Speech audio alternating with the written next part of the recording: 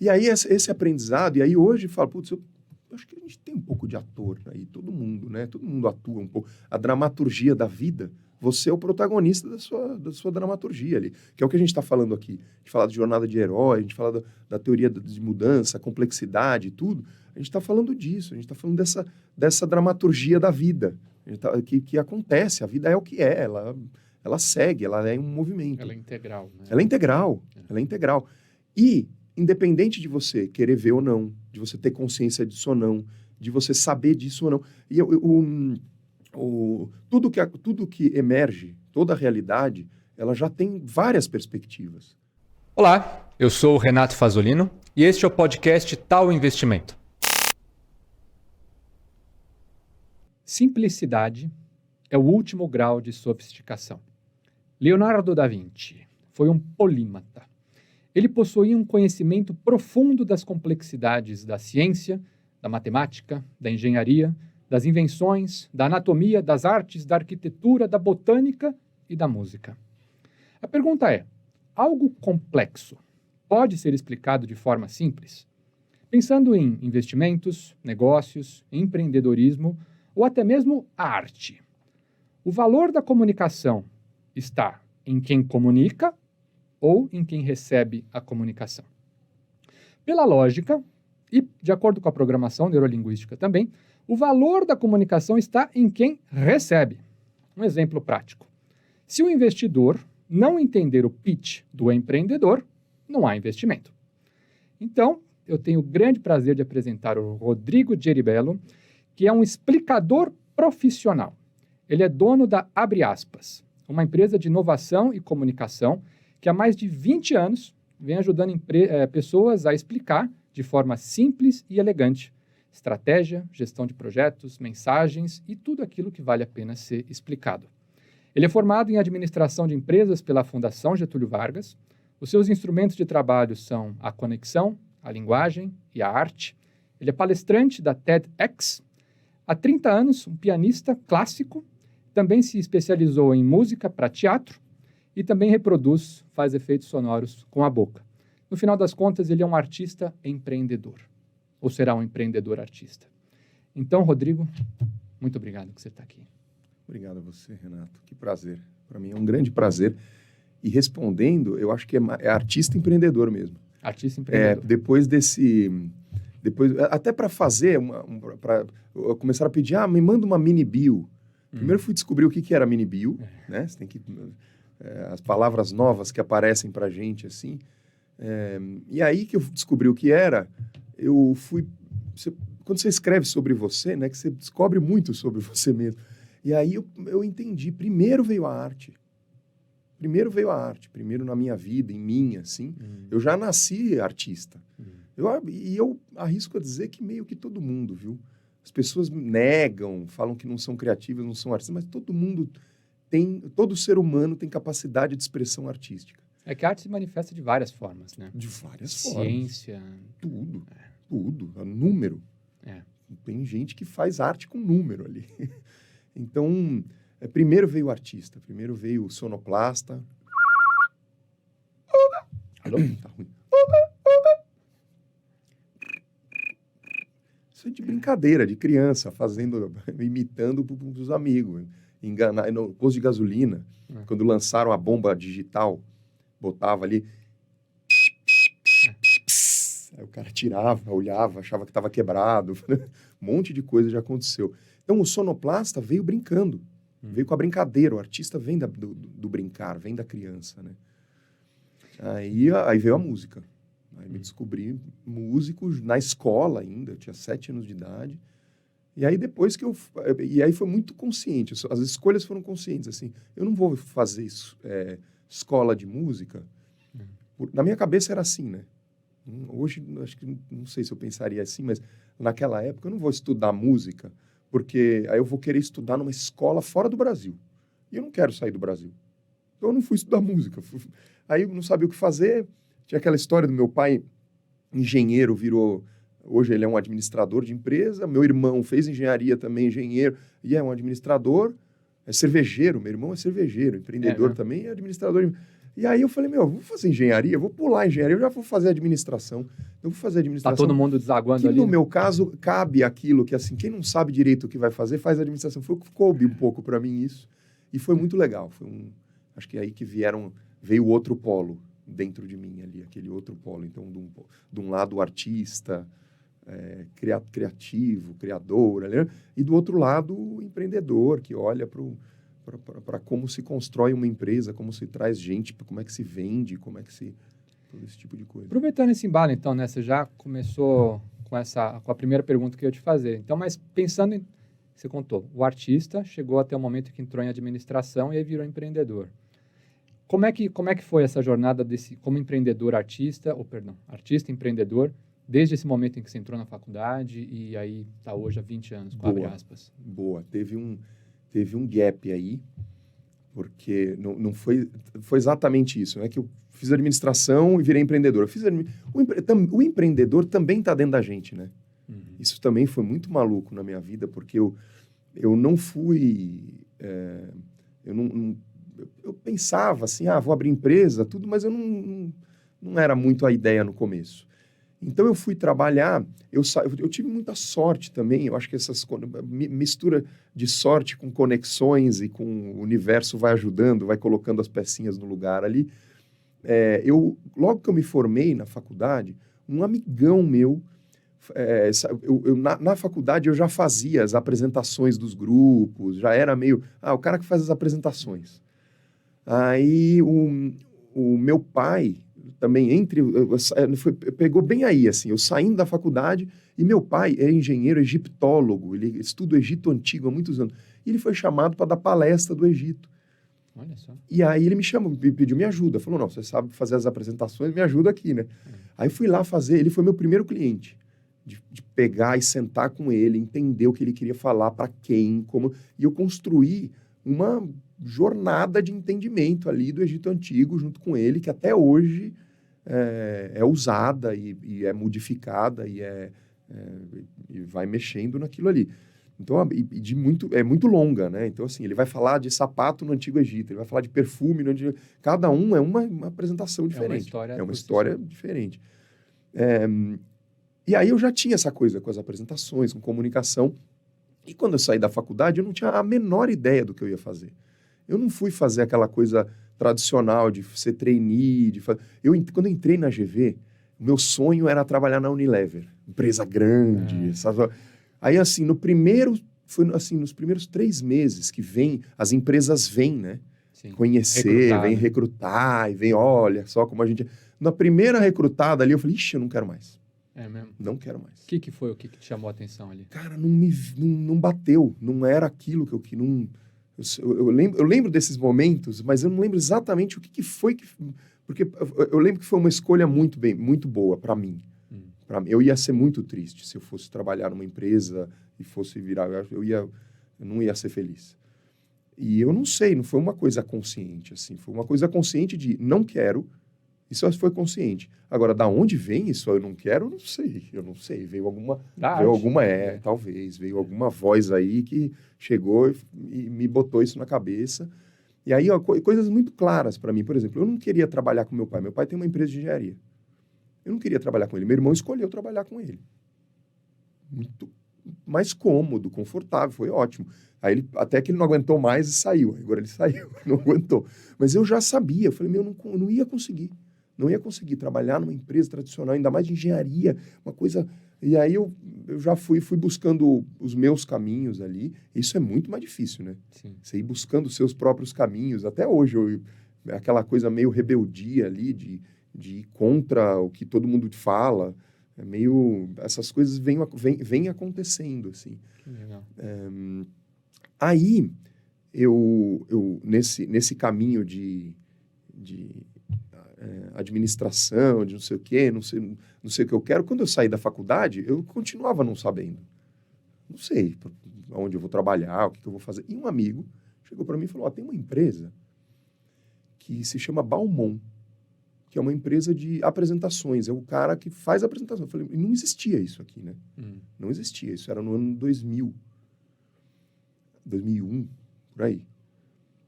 Aí eu falei, nossa, quero conhecer lá. Eu fui lá conhecer o Norman Kestenbaum. E eu me lembro, porque o que eu tinha? Eu só tinha a apresentação do Egito, do meu pai. Não tinha nada para mostrar para ele. Era o teu case. Era o meu case ali. E eu tinha as coisas da faculdade. Aí eu sentei lá, ele me contou um pouco lá, que era uma empresa. E ele é também um cara, um executivo, ele saiu da GV, tudo, e ele descobriu ali esse lugar e ele construiu essa empresa. Ele, para mim, que é o que iniciou o mercado de apresentações no Brasil. É ele.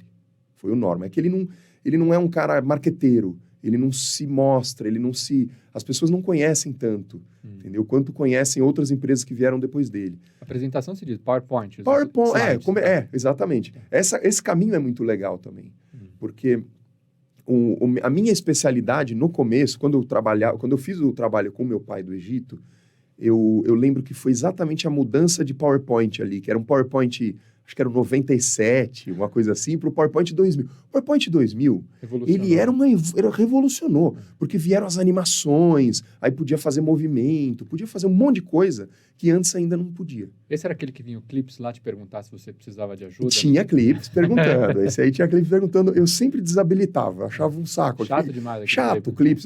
Eu gostava no começo. Tinha o Clips, fazia o barulhinho, o cachorrinho. Eu via todos os bichinhos. Aí tinha uma hora que, na hora do vamos ver, que você tá trabalhando, que toda hora vinha o bicho e fala, não. Parece que você está tentando fazer tal coisa.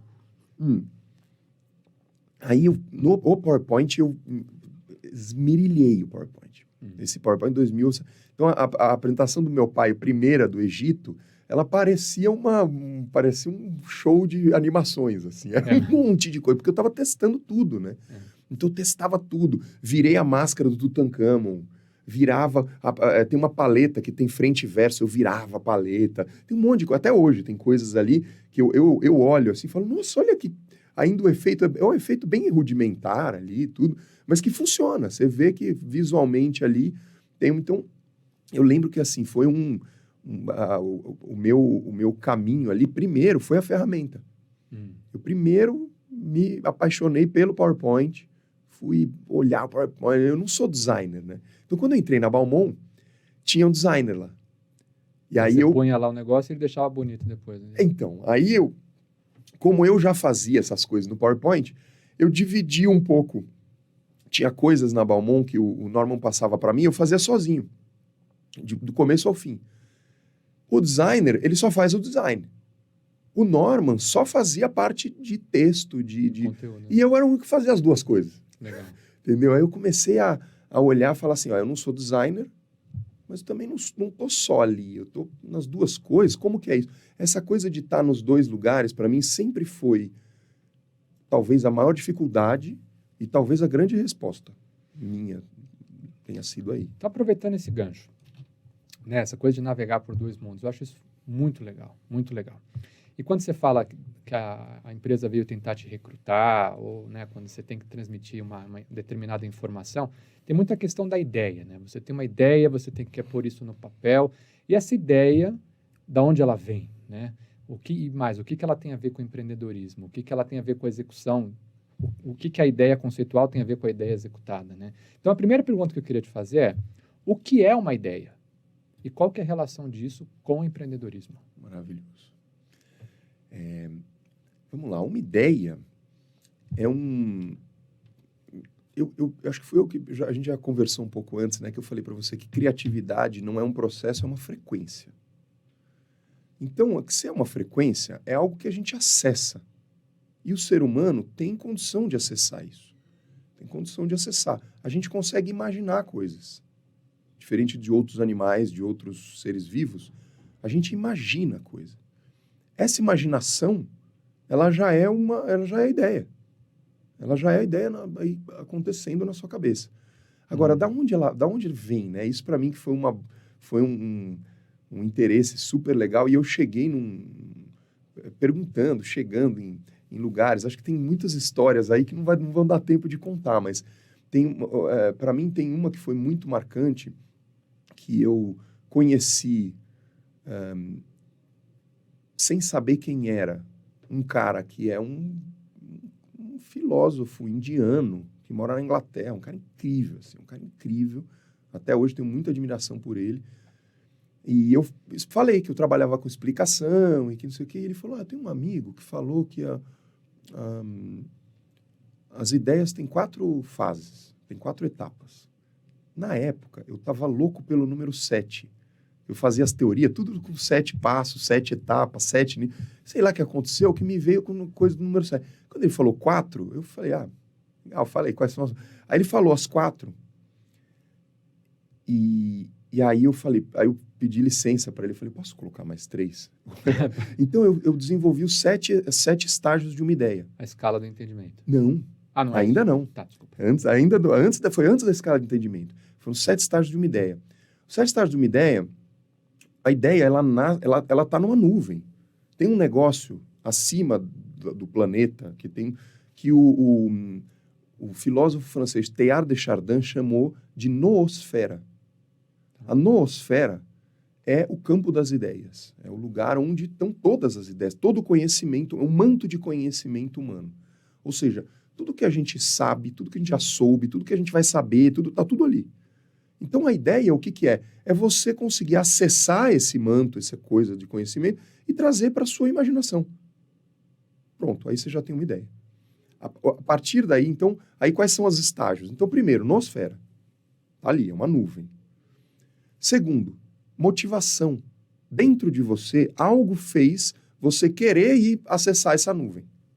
Querer brincar nessa nuvem e olhar para coisas. E aí que nascem as coisas.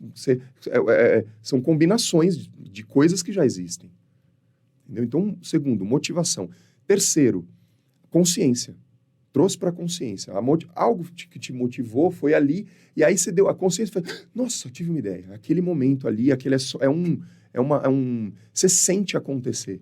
Então, antes da ideia em si, vem a motivação para ir atrás da ideia. Exatamente. Que pode ser uma motivação... Não sei. Que não necessariamente foi, eu quero ir a tal... Pode ser ganhar dinheiro, pode ser mudar uma coisa, melhorar o mundo, pode ser erradicar a fome num pedaço da África. Algo te motiva. O que te motiva a fazer coisas, a criar? A gente é criador, né? Então, essa motivação eu estabeleci como sendo uma etapa. Essa motivação ela é uma etapa importante que a gente... É tudo liberdade poética, né? Uhum, não tem um estudo assim que, e agora a motivação. Não, eu acho que assim, a gente quer coisas. Esse seu desejo, seu querer genuíno e verdadeiro, ele é parte ali daquela... exatamente o que faz você acessar a nuvem. Tá. Entendeu? Você, ser humano ali, acessar a nuvem de ideias. Aí, quando você traz para a consciência... Acontece uma coisa no seu cérebro, química ali, elétrica, que assim, diminui a parte da frente, diminui a parte de trás aqui, o movimento, e vem um choque de raio gama do lado direito. Ou seja, o insight, teve estudos ali, que a pessoa colocou eletrodos no cérebro e conseguiu entender aonde nasce o insight. E é do lado direito. Então, percebe, quando você tiver uma ideia muito boa, eu tive uma ideia. Percebe, tenta sentir, você sente no ouvido aqui, ó. Você sente o ouvido meio pulsando aqui. Tem alguma coisa a ver com o hemisfério direito do cérebro? Eu acho que não, porque o cérebro ainda é muito desconhecido, né? A gente está conhecendo e já estão descobrindo. Claro que tem coisas de hemisfério direito e esquerdo, mas já sabe que é uma coisa bem misturada. Certo. Não tem essa coisa rígida. O hemisfério direito é para isso, o hemisfério esquerdo é para aquilo. Ele é bem misturado. Então, talvez tenha, mas existe uma coisa que, assim, nasce aqui desse lado. Então, assim, você sente o insight entrando em você. Legal. Só que é só uma faísca aquilo, né? Então, a consciência, ela passa rápido. Pronto, tive consciência, beleza. Imediatamente, ela vai para uma outra área do cérebro, que é a imaginação. E a imaginação é como se fosse um sonho. Você está sonhando ali e tudo vale, tudo pode. Tanto que tem algumas brincadeiras que eu faço com alguns amigos. Tenho muitos amigos palhaços, tenho muitos amigos artistas, improvisadores, atores. E tem muitas brincadeiras que a gente faz, assim, por exemplo, qual é a pior ideia que você pode ter para resolver este problema? E brincando de procurar a pior ideia, às vezes uma boa ideia nasce. Ela aparece. Entendeu? Então é brincar de procurar a pior ideia. Então a imaginação vale tudo.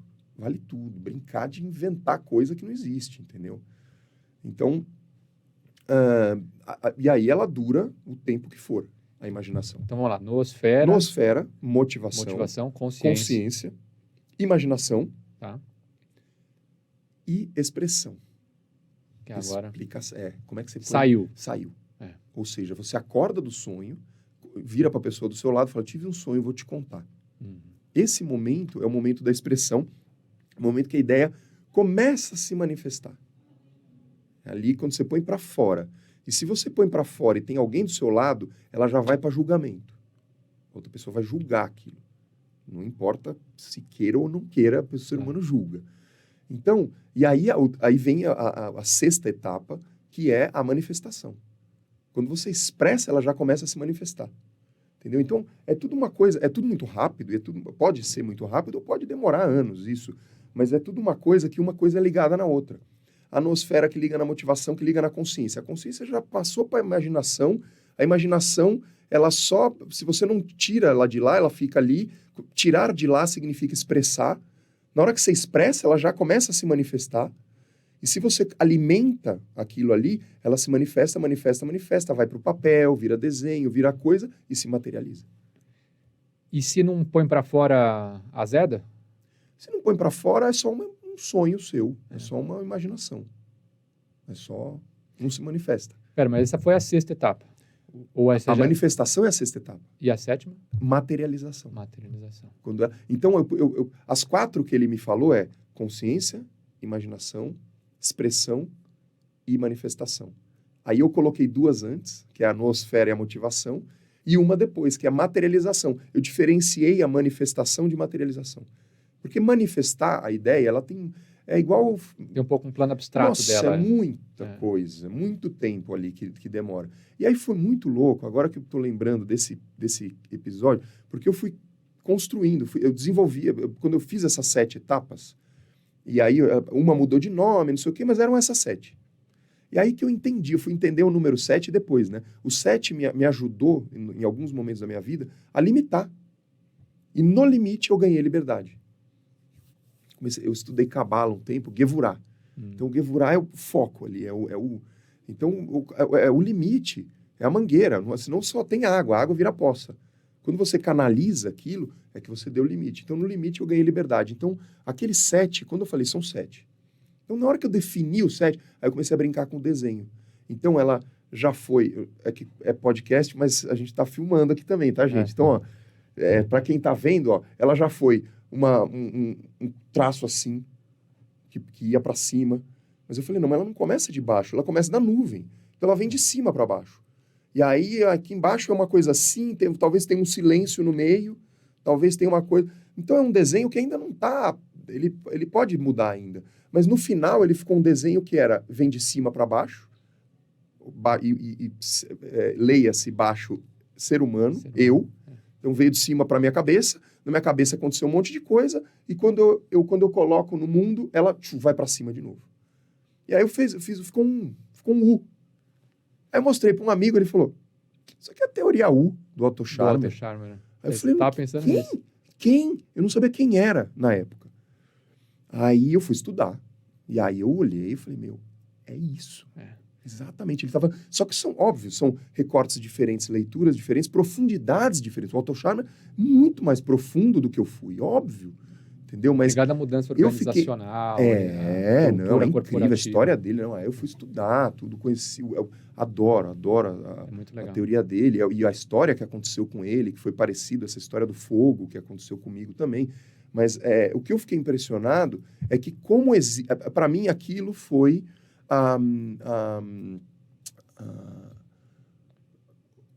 confirmação para mim de que essa nuvem, a tal da noosfera, ela existe.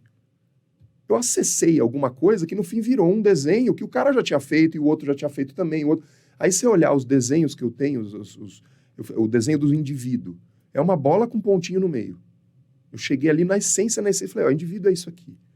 Aí eu fui estudar esse símbolo, o Teilhard de Chardin tem no livro dele, é o eu verdadeiro, ele chama de eu verdadeiro, aquilo. O Jung chamava de self, Jung chamava de self, cada um chama, é o sol, aí tem esse símbolo tá aí, entendeu? Mas não é que eu fui estudar o símbolo para chegar no símbolo, durante um processo criativo meu, eu falei, isso aqui eu precisava de um jeito fácil, rápido de desenhar. Entendeu? Que eu estava desenhando o indivíduo de muito elemento. Falei, não, o mais simples que eu preciso chegar é isso. E aí, então por isso que para mim tem um consciente coletivo ali que está aí. Entendeu? Ele está aí. A gente só pode se abrir para acessar ou não. E muita gente está com isso travado, né? Está com isso bloqueado seja por crenças, história, por ter muito fala do julgamento, né? Assim, o julgamento eu acho que tem o lado bom e ruim dele, né? O lado bom, não sei nem se qualificar como bom e ruim tá certo, mas tem o lado natural, que tá frio, tá calor, isso por si só já é um julgamento. É uma opinião, digamos, quase. Agora, julgar com base em, seja raça, cor, aí já é um problema. Mas como você falou, o julgamento é natural. Enquanto o ser humano julga. Processo, enquanto ação humana. Isso. Né? Ele julga. Então, você estava falando desse processo de baixo para cima nesse formato de U. Da forma como eu entendi, veja se eu estou falando certo. Isso é do indivíduo para dentro. Beleza, já pus para fora, já materializou. Só que esse processo de materialização implica em uma pessoa ou um grupo de pessoas que está recebendo essa informação compreender essa ideia. Perfeito. Compreender tudo isso. Ele é do indivíduo para dentro só no meio do U. Só ali embaixo. Porque aqui, por isso que o que vem de cima, vem de fora, vem da nuvem, e o que vai para fora, ele também vai para fora. Ou seja, é do divino para o material e do material para o divino. Entendi. Entendeu? As coisas que foram se juntando, esse do divino para o material, do material para o divino, é o símbolo do Sri Aurobindo, que é um filósofo que eu gosto muito também, indiano, e ele, na hora que eu fui entender o símbolo dele é isso. É como se fosse uma estrela de Davi, são 2 triângulos, e o significado é isso, é o do divino para o material e do material para o divino. Então, para mim, a ideia, tem a criação, tudo que a nossa expressão artística, ou não artística, a expressão, ela tem muito a ver com isso.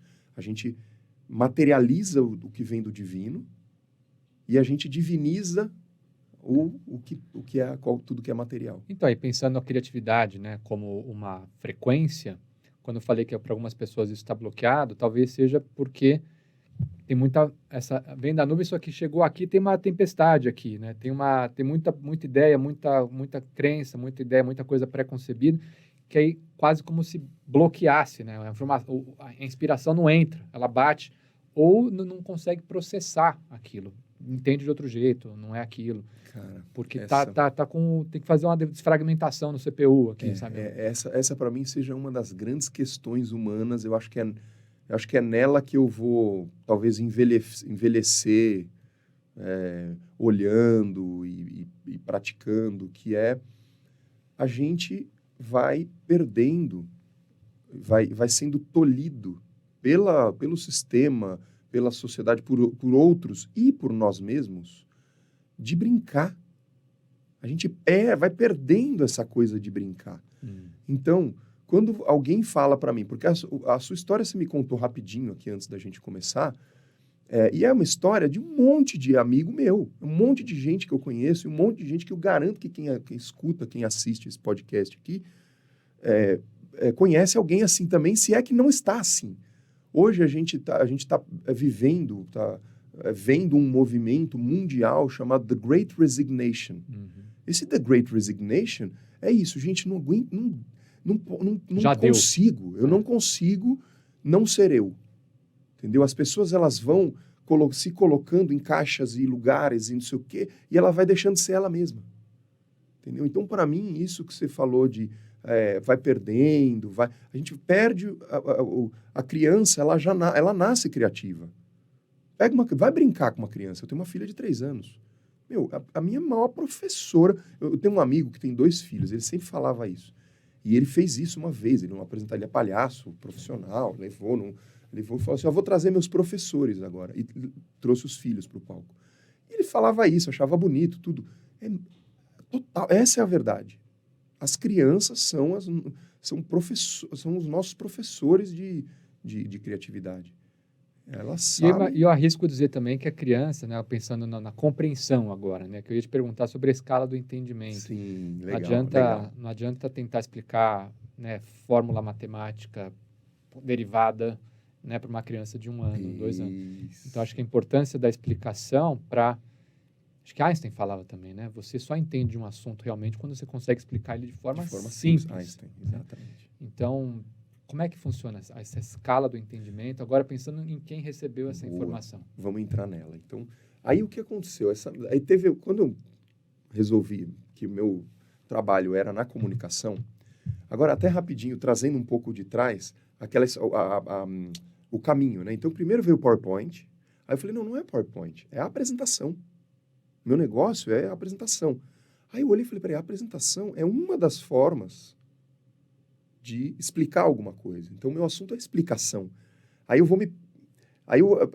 acho que eu vou buscando essas palavras até para me ajudar a direcionar. Aí eu entendi agora, recente, a última virada ali, são saltos quânticos, né? Então, PowerPoint para apresentação para explicação.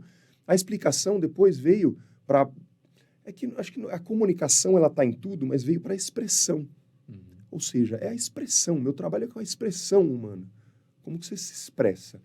E aí, para expressar, basta estar. Você estar ali, só você, do jeito... Só. A pessoa te vê, você já está se expressando. Sim. A pessoa te escuta, te ouve, você já está se expressando.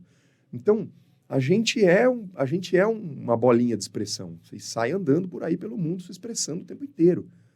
Entendeu? Então, o que acontece? Quando você precisa que a outra pessoa entenda, você precisa preparar essa expressão.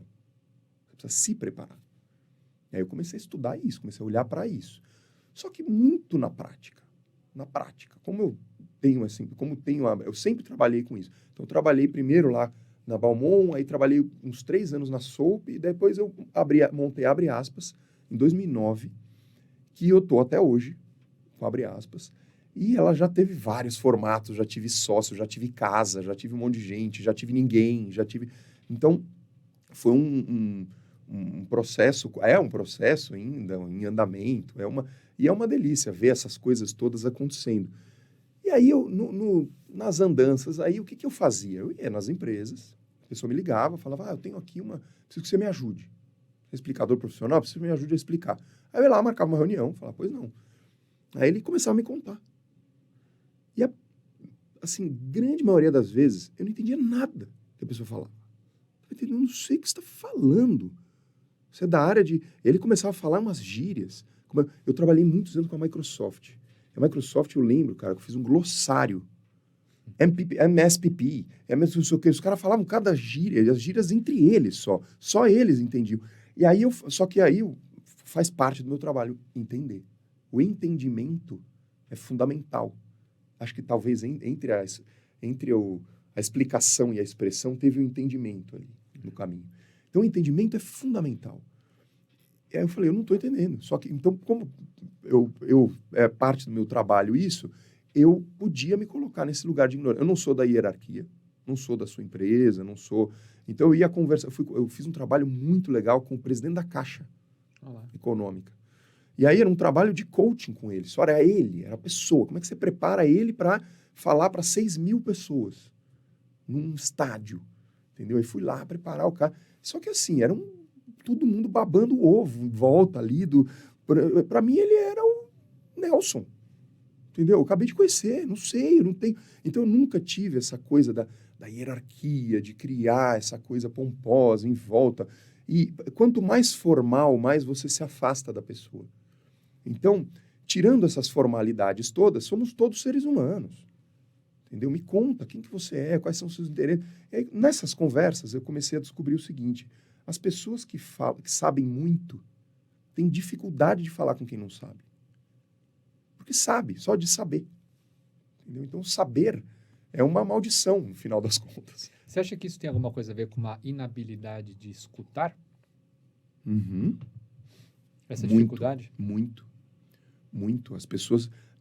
Acho que todos nós, né? Acho que todos é muito... É que eu gosto de generalizar muitas coisas. Eu falo de qualquer explicação, qualquer assunto, Então, eu tenho que tomar cuidado com essas generalizações, mas a grande maioria tem dificuldade de escuta. Tem dificuldade de escuta. E escutar é muito mais difícil do que falar, explicar, expressar. Expressar a gente já se expressa, né? Sim. Sem fazer nada. Para escutar, você precisa fazer coisa. Você precisa parar. Você precisa silenciar. Então, pensando em hierarquia, né? Às vezes a pessoa que já subiu muito, ela está muito acostumada a falar e os outros que entendam, né? Para a pessoa que está lá em cima fazer isso, vou parar, vou prestar atenção, vou ouvir sem o tal do julgamento, vou tentar me pôr no lugar do outro. Isso é muito complicado. Depende muito da organização. Depende muito do sistema que você está envolvido, do contexto, depende de um monte de coisa. E, claro, depende da pessoa. Mas a escala de entendimento nasceu disso. Nasceu dessas conversas com meus clientes. E aí eu comecei a chegar para meus clientes e falar... Eu falei assim, eu vou te oferecer uma coisa na primeira reunião, ou aqui hoje. A gente nem se conhece, vou te oferecer uma coisa, minha ignorância. E aí eu me colocava num lugar, e é uma coisa muito simpática. É muito gostoso fazer isso, porque chegava pro cara e falava assim, eu não sei.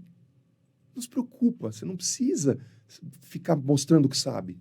Porque eu não sei. Eu sou ignorante do seu assunto, eu não sou da sua área, eu não sou...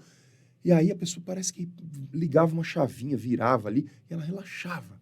Então, o sistema empatia, nervoso... né? Desperta empatia. O sistema nervoso da pessoa relaxava e ela começava a fazer esforço para me explicar de um jeito diferente. E aí que eu começava a entender. E aí, eu sei lá, às vezes a pessoa me falava um negócio e falava, nossa, é como se fosse uma mosquinha que vai no banheiro ouvir o que as pessoas estão falando. E aí virava a apresentação da mosquinha. Aí teve a diretora da Mercedes, foi muito legal, porque eu comecei a conversar com ela, ela tinha um sotaque. E essa vale contextualizar um pouquinho. A diretora de marketing da Mercedes-Benz, caminhões.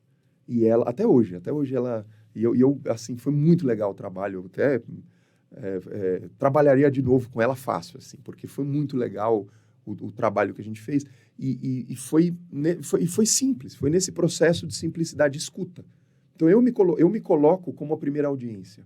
E ela começou a falar, ela estava com um desafio ali, com muitas pessoas, muitas empresas hoje, que é uma área de marketing consolidada, que já faz muita coisa legal, que não sei o quê, e uma área de marketing digital chegando nova. Choque de cultura gravíssimo dentro da empresa, não se comunicam ali. Como é que faz as pessoas se comunicarem? E aí ela estava com um monte de coisa ali para contar, e ela começou a falar desse desafio. Aí eu notei, eu falei, tem um sotaque, né? E o nome dela também, diferente. Não é brasileiro? Falei, não. Falei, você tem um sotaque? De onde você é? Ela falou, sou da Turquia. Olha só. Falei, nossa, que legal. E continuamos a conversar. Aí eu falei, né? Tem um choque de cultura. E ela teve a ideia que virou a apresentação. Foi dela mesma. Entendeu? Ou seja, o que está em você, a resposta normalmente está na pessoa. Certa foi quase como o que você falou da mini bio no começo, né? Porque na hora que você... tem que falar quem sou eu em poucas linhas ali, né? Por si só, é um processo de autorreflexão e, às vezes, estou arriscando dizer que essa sua participação ali ajudou a facilitar algo que já estava dentro dela. Estava dentro dela. E só precisava, talvez, ganhar uma roupagem, uma forma. Só precisava. De um estímulo, talvez. Ela só precisava ganhar certeza de que era aquilo mesmo. Porque para ela era uma coisa tão banal, tão trivial. Sim. Ou seja, ela falou para mim, olha o quão trivial é. Ela falou, eu nasci em Istambul. Eu nasci a única cidade do mundo que tem 2 continentes. Eu não tinha essa informação. O Estreito de Bósforo, né? Que é o nome. Isso, então, ela tinha, só que assim, um pedaço é a Ásia, outro pedaço é a Europa. É isso aí. E ela falou, e a gente se entende. Aí eu falei, Ebru, a sua apresentação começa com você falando da sua infância. Fotos da sua infância. Aí ela começou a ter ideia. Aí a imaginação foi. Quando eu falei isso para ela, aí eu limitei ali. Eu trouxe para ela, falei, esse é o começo. Aí ela começou, nossa, porque eu tenho... Aí eu falei, tem alguma coisa que as crianças fazem lá na Turquia, que seja diferente? Tem, no Natal, ela começou a lembrar, e que subiu no telhado, e que ela começou a lembrar das histórias. Aí vem a história. Então aí vem aquela minha implicância com a palavra storytelling, porque virou uma coisa pomposa e não sei o quê, que é contar história. É. Então, antes do storytelling, você tem o story choosing. Como é que você vai escolher, que história você vai escolher para contar? E aí que veio, quando eu falei para ela, eu falei, ó, isso é muito legal, é isso que você vai falar, essa é a sua história. Porque é uma história que ela vai contar, uma história rapidinho da infância dela, rápida, uma coisa rápida. Depois que ela conta essa história, o link para o choque de cultura, o link para vamos olhar para as diferenças, o link tá feito. Isso, se eu vou falar um negócio, vê se eu estou falando bobagem. Pensando na jornada do herói, né? O storytelling do Joseph Campbell. Sim. Na hora em que nessa mulher, ela está fazendo essa apresentação, ela está colocando ali o protagonista da história, no caso. Era ela, na infância dela, fazendo determinada coisa e por diante. Quem ouve a história, meio que ouvindo, sabe que essa história não é dela, né? Do ouvinte, não é dela. Porém, determinados aspectos do que está sendo comunicado pelo protagonista aqui podem ressoar com essa pessoa que está ouvindo. Não sei o que, lá na Turquia eles fazem não sei o que com os pais. Aí a pessoa que está ouvindo, putz, mas aqui eu lembro que eu fazia um negócio com meu pai também, você entendeu? Cria-se uma espécie de um link, uma empatia com esse protagonista, que aí é muito inteligente isso, porque para quem está ouvindo, você já retém mais a atenção da pessoa, você já criou uma empatia e você mantém a atenção dela para o desenrolar, né, da história. É muito legal isso que você trouxe, porque muitas coisas acho que vieram muito intuitivamente também. Acho que para mim a maioria das coisas vem intuitivamente, não é fruto de muitos estudos assim. O protagonista não é ela. O protagonista é o choque em si. É aquilo que o link que ela precisa fazer, não é a história dela não interessa, não importa. Entendeu? Porque ela só pode contar a história porque é dela, é verdadeira. Outra pessoa que vai fazer aquela apresentação não pode contar aquela história. Mas entendeu? que choque é esse? O choque da cultura, porque quando eu entendi o que ela precisava falar desse choque de cultura que existe e o que pode trazer de riqueza daí. Por que isso é legal? Por que diferença é legal? Por que na inovação, se não tiver diversidade, a inovação não acontece? Entendi. Se você só falar com as mesmas pessoas, só assim, ir para os mesmos lugares, só encontrar pessoas parecidas com você, não vai ser nada novo nunca. Entendeu? Então, para ter inovação, é fundamental ter diversidade. Por isso que as pessoas estão falando... É que tem misturas de assuntos, né? Mas a diversidade, ela não é uma coisa bonitinha para ficar bonito na foto. A diversidade é fundamental para que haja inovação. Diversidade é algo... pessoas que pensam diferente. Se não tem conflito, a pessoa tem essa tendência de afastar o conflito, né? O conflito, a divergência, ela é fundamental para questionar o status quo. Sem conflito não tem história. Sem conflito não tem história, sem conflito não tem inovação. Sem conflito não tem mudança, sem conflito não tem movimento. Entendeu? Então, assim, precisa ter conflito. Para você se movimentar, para eu sair da minha cidade, que é no meio do mato ali, e vir para São Paulo, que não sei o quê, tem algo dentro de mim que me pulsou, que me trouxe até aqui. Entendeu? E aí, começa a juntar as coisas. Deu certo da gente falar aqui hoje. Entendeu? Eu vim para São Paulo para pegar passaporte, para eu poder viajar, para eu poder... Entendeu? Tem um monte de coisa acontecendo ao mesmo tempo com todo mundo. Então, aproveitando até esse gancho do conflito, né? Vai dizer, eu adoro, né? O Tao, né? Vem de taoísmo, né? Quando eu comecei a fazer Kung Fu, comecei a dar soco em tronco de árvore, sabe? Isso é um conflito. Dói muito. Uhum. Mas, sabe, sempre com hematoma e tal. Mas eu comecei a perceber que essa dor é uma metáfora para a dor da vida. Uma metáfora assim, viver dói. Para sair do útero das nossas mães dói. A gente está lá, né? Acho que inclusive na sua TED Talk você fala sobre isso. O negócio de sair do útero, isso, né? Isso. Quando eu faço workshop, a primeira coisa que eu mostro são as camadas de inteligência emocional. E a primeira camada é dor. A primeira experiência que a gente tem de mundo é dor. Sair do útero, sair da barriga da nossa mãe.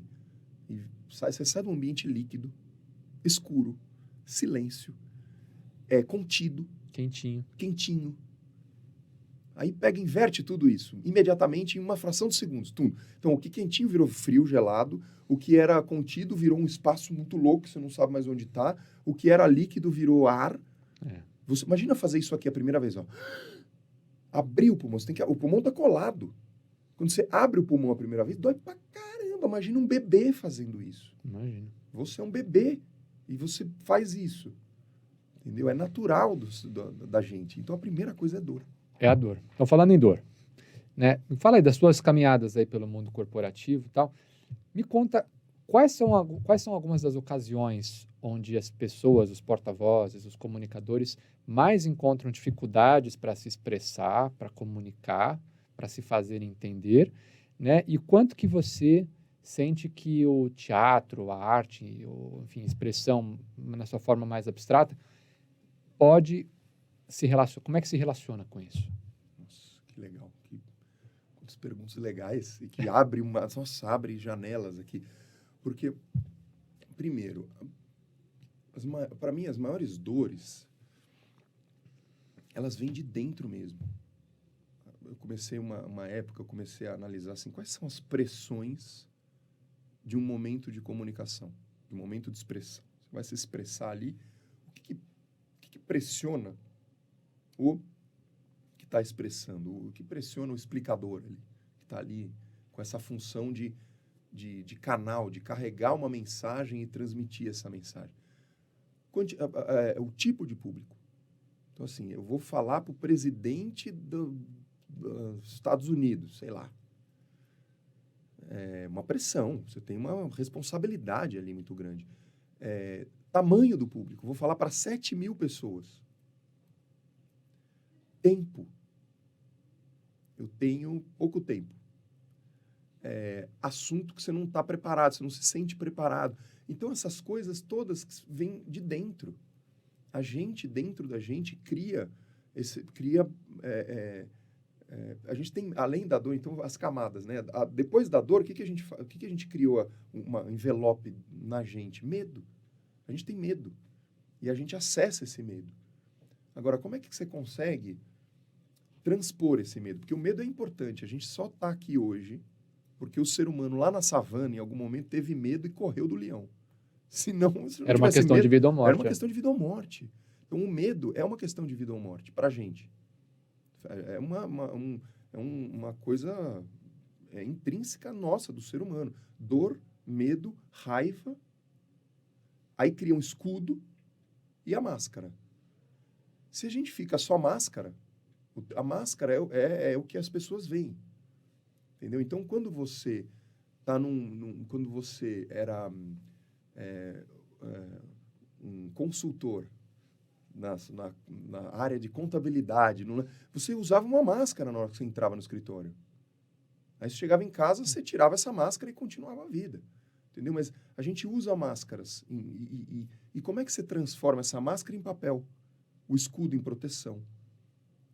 Essa raiva em movimento, em energia, esse medo em cautela e a dor em compaixão. Então, essas transformações dessas camadas, elas ajudam você, inclusive, a se expressar. Ou seja, aonde que está a maior dificuldade das pessoas? Estão nelas mesmas. Ou seja, tem algum medo seu ali, tem gente que não consegue, tem gente que trava. O medo é tão grande.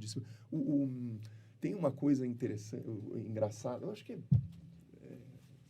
nem importa se é verdade ou não, porque é tão legal. Eu adoro contar essa história que o Indiana Jones tem medo de cobra, né? E o maior medo do ser humano é se apresentar em público. Mais do que morrer. As pessoas têm mais medo de se apresentar em público do que morrer. E o Indiana Jones, ele é professor. Então, ele tinha habilidade ali de expressão, então ele não tinha medo de se apresentar em público. O segundo medo de morrer é o Indiana Jones. Indiana Jones não tem medo de morrer. Só que o herói tem que ter algum medo. Sim. E aí o terceiro medo da humanidade é cobra. Então, por isso que ele tem medo de cobra. Por isso que o Indiana Jones tem medo de cobra. Então, assim, colocaram um medo ali. Mas essa coisa do se apresentar em público, ela é realmente uma questão. E dá para entender de onde vem a aceitação. No final, a gente cai em 3 medos, tá? Os 3 maiores medos, os 3 grandes medos da humanidade ali, de tudo. Se a gente for analisar, vai no psicólogo, faz um monte de coisa, você cai em 3 medos. Um é medo de morrer. Segurança. O segundo é o medo de pertencer. É o medo de você pertencer a algum grupo, algum lugar, você se sentir pertencendo ali. E o terceiro é a autoestima. É você ter aquele... Medo de não ter autoestima ou medo de ter muita autoestima? Não, é o medo de não ser reconhecido, de não ser... Então, segurança, pertencimento e o reconhecimento. Você ser reconhecido, de você ter... ou seja, se você for se apresentar e der alguma besteira e você travar e você vai... E aí você começa a perguntar, o que vai acontecer? Você não vai morrer. Não vai. Mas talvez você vai ser julgado, você vai ser esse julgamento. As pessoas têm medo do julgamento. Então, assim, aonde está o medo do ser humano na hora de se apresentar? No julgamento do outro. Tem o medo do julgamento do outro. Entendeu? Na hora que você consegue... Por isso que a preparação é importante. A preparação é exatamente para você estar tranquilo ali.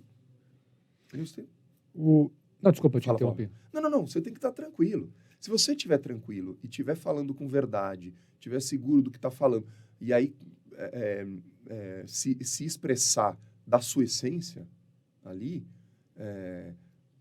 a probabilidade de dar alguma besteira é muito menor. Pode dar? Claro que pode. Entendeu? Veio a pandemia e deu besteira para todo mundo. A ideia, vamos falar dessa preparação, assim, até nessa jornada, porque essa conversa em si, esse roteiro aqui é uma ideia também fazer ele nesse formato do U, né? Então, a gente está falando de medo agora. De medo. Então, veja, se eu estou me aventurando aqui com umas analogias. O U, né, da teoria o U que você desenhou da escala. Eu estou entendendo esse medo como se ele fosse o vale. Sei. Né? É o encontro com a sombra. A fonte ali. É o Jung, o encontro com a sombra. É o silêncio. Você falou antes da gente começar a gravar, você usou um termo que eu achei muito legal, esqueci agora. A noite escura da alma. A noite escura da alma. A noite escura da alma. Tem o medo, esses 3 medos que você falou, eles conversam com esse vale, com essa noite escura? Depende da intensidade. Por exemplo, eu passei por uma noite escura da minha alma, que foi uma história... Minha casa pegou fogo. De madrugada, eu saí, eu ouvi um barulho e fui ver... No meio da pandemia, eu saí de São Paulo, onde eu sempre morei, e fui morar em Campos do Jordão, no meio do parque. Não tinha vizinho. Uma casinha que eu reformei ali, e a casa pegou fogo. Eu levei tudo para lá, a casa pegou fogo. Tá brincando. Eu contei isso? Não contei? Não, fogo não. Ah, não contei? Então... Não, você mencionou um negócio de fogo, mas eu não sabia que era isso. Não, achei que porque eu vi que você escreveu, achei que eu tinha contado essa história antes de gravar o podcast, mas vou contar então. Eu fui pandemia, fui para aquela coisa que um monte de gente, né, se movimentou, e eu, assim, tinha aí que eu vi, assim, o privilégio, sabe? A coisa, como eu valorizei o que eu tinha, porque foi uma mudança de vida. Minha mulher, minha filha, meu cachorro, a gente foi morar...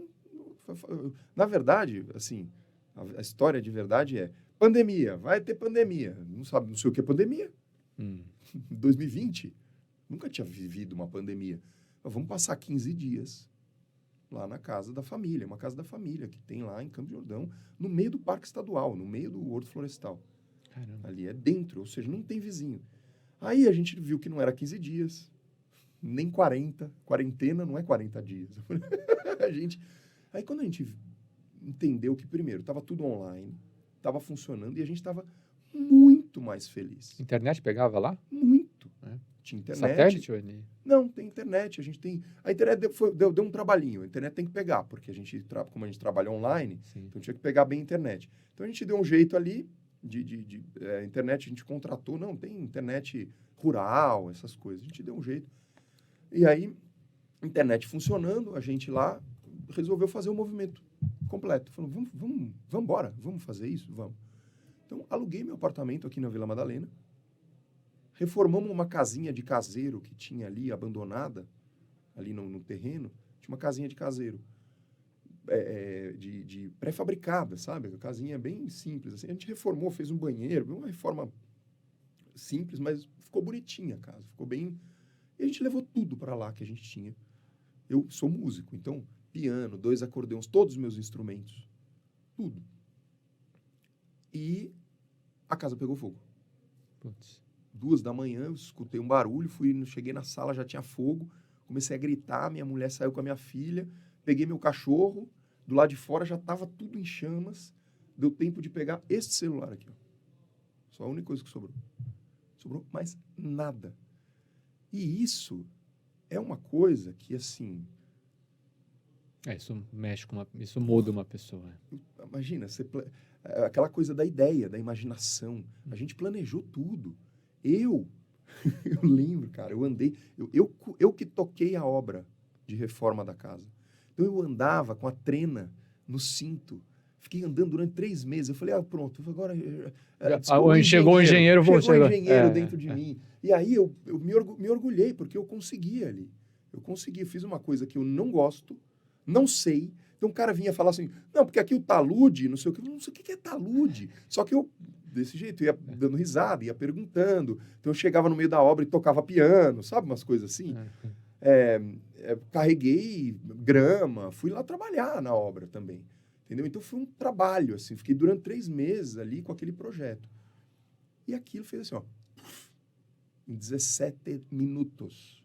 17 minutos, a casa inteira tava uma chama só. Caiu o telhado, foi tudo. Tudo. Perdemos tudo. E aí, o que acontece quando perde tudo? Aí que vira a cabeça, né? Acho que é a noite escura da alma. Então, a primeira coisa foi, perdemos tudo. Imediatamente depois, eu olhei para minha mulher, para minha filha, para o meu cachorro e para mim. Falei, putz, não era tudo. Tudo está aqui. Tudo era parte. A gente perdeu parte. Então, assim, a gente vive o luto. A gente tem... dá tristeza quando eu lembro do meu piano. Perdeu o material. O ter, não o ser. Perdeu o ter, não o ser. Exatamente. Então, assim, agora perdeu muito do ter, né? Sim. E quando você perde muito do ter numa tacada só, aí em mim disparou uma coisa de desapego, que eu fui para casa do meu... Eu vim aqui para São Paulo, voltei para São Paulo, arrumei as coisas lá Tem uma história bonita, que é a história da gaita. Que eu tinha um pinheiral que eu frequentava lá. Toda semana eu ia no meio do pinheiral criar, escutar música, reger o pinheiral, escrever coisa. Eu criei um curso inteiro no pinheiral, sentado no meio do pinheiral sozinho ali. Aqui escutar o som, ver o cair da tarde, tudo no pinheiral. E aí eu fui me despedir do pinheiral, porque eu estava indo embora de lá. Falei, Campos do Jordão não me quer aqui, eu vou para outro lugar. Aí minha sogra morava em São Francisco Xavier, por isso que eu me mudei para lá. E eu fui me despedir do pinheiral. Aí eu cheguei lá, depois eu te mando. Pena que eu não... Eu até pensei, eu vou te mandar essa foto, porque eu acho que eu vou contar essa história. Eu não mandei, mas aí depois eu te mando. Eu tenho uma foto, eu tirei eu cheguei no pinheiral, tinha uma gaita. Minha. Uma gaita minha, que provavelmente eu tinha ido lá 2 semanas atrás, caído do bolso e ficou ali. E eu chorando, né? Eu ajoelhei, chorei, tirei uma foto, essa foto que eu vou te mandar, peguei a gaita, toquei e fui embora de lá. Mas para mim, o símbolo que está por trás dessa história toda é instrumento que você precisa? Tó, você tem instrumento para você. Vai lá, vai fazer música. A música está em você. Você é o seu instrumento. Você é o... Aí, para mim, foi imediata aquela associação ali. Entendeu? Aí eu agradeci o Pinheiral. O Pinheiral estava me dando um presente. Entendeu? Foi o presente do Pinheiral. E é a gaita que eu ando comigo. Até hoje está aqui no carro essa gaita, inclusive. Aí é a gaita que eu ando comigo. E aí eu fui para casa do meu pai. Fiquei uma semana na casa do meu pai, aqui em São Paulo, para me ajeitar, né? Eu ia me mudar para São Francisco Xavier em janeiro. Ou seja, passei dezembro inteiro me virando de casa em casa. Vai para cá, vai para lá. E passei uma semana na casa do meu pai. Nessa semana eu cheguei e falei, eu sei que tem alguma coisa minha aqui. E todo mundo falava, você tem que ir lá na casa do papai, tirar as coisas, não sei o quê. Aí eu fui lá, cara, tinha um armário meu que tinha coisa minha de 2 anos de idade, na escola, que eu guardei, assim, sabe aquelas coisas, fui guardando, bicho de pelúcia, quando era criança, tem um monte. Joguei tudo fora e doei. Doação, jogar fora, e guardei 2, 3 coisas, o resto, desapego. Aí o que aconteceu? Abriu um espaço na minha vida que nunca abriria se isso não acontecesse. Eu estou hoje num momento tão pleno e tão feliz da minha vida, fazendo tantas coisas legais, que nunca aconteceria se não acontecesse aquilo daquele jeito que foi. Entendeu? Você está querendo dizer que, pensando nesse exemplo de todas essas pessoas que têm um medo para falar em público, ou medo da morte, seja o que for, que de certa forma precisa haver uma espécie... Ouvindo a sua história, eu penso numa coisa meio de redenção, misturada com autoconhecimento, misturada com, né, enfim. Essa pessoa, esse arquétipo, esse personagem que a gente está exemplificando aqui, será que precisa passar por algum tipo de evento ou acontecimento semelhante para que caia uma determinada ficha, para que algum medo, alguma coisa que trava a pessoa na comunicação dela hoje possa ser esclarecido? Entrando na parte da preparação que a gente estava falando, né? Como é que esses acontecimentos dessa natureza podem moldar a pessoa para, ou seja, limpar o passado, limpar o que não estava funcionando e abrir espaço para, pensando na expressão, né? Ser um melhor comunicador, perceber melhor o outro, escutar melhor o outro. Você acha que tem a conversa com isso? Eu acho que tem uma coisa, assim... a primeira coisa que me vem à cabeça é: a vida é o que é. Não adianta você querer tentar controlar. Não adianta você tentar... Para mim, a pandemia, a maior lição da pandemia, para todo mundo, foi essa, sabe? A gente não tem controle. Não adianta você planejar. Pega todas as empresas que em 2019 estavam lá em dezembro, ou em julho, ou que seja, 2019, fazendo seus planejamentos de 5 2020. anos. Quem acertou? Nada. Ninguém acertou. Eu lembro que tinha uma pessoa, um cara que trabalha com tendência, que trabalha com futuro, não sei o que trabalhava com a minha mulher, falou assim: máscara vai ser item de vestimenta, assim. Ela falou: imagina, que máscara. E olha o que aconteceu. Entendeu? Então, assim, ninguém ao mesmo tempo que ninguém sabe de nada, como ninguém sabe de nada e a realidade é uma coisa que a gente alucina na nossa cabeça, a realidade é isso, né? Então, tem a sua, tem a minha e tem o que é de fato. Entendeu?